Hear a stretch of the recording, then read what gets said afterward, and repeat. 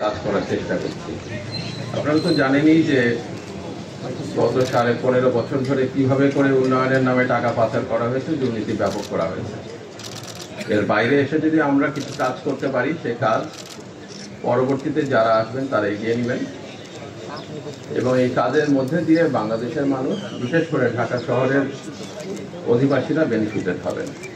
ইতিমধ্যে রাজু 9 একরের তোতাই বিল কিন্তু উদ্ধার করেছে কেরানীগঞ্জে।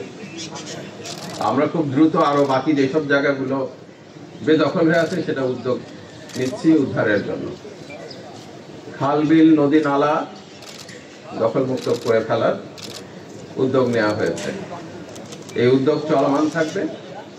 আর যে বর্জ্য নিষ্কাশন বা বর্জ্য ব্যবস্থাপনা, সেটাও আমরা খেয়াল রাখছি কিভাবে করা যায় এবং তার পাশাপাশি আমরা স্থানীয় জনসাধারণের মধ্যে সচেতনতা সৃষ্টি করতে চাই, যেন যেখানে সেখানে যে কোনো কিছু ফেলে দিয়ে যেন ড্রেনেজ সিস্টেমটা বন্ধ করে দেওয়া না হয়।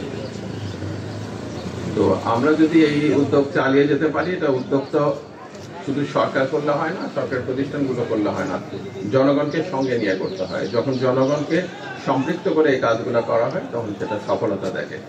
আশা করছি আমাদের এই কাজ আপনাদের সবার সহযোগিতায় সফল হবে এবং খুব দ্রুতই সফল হবে। ধন্যবাদ।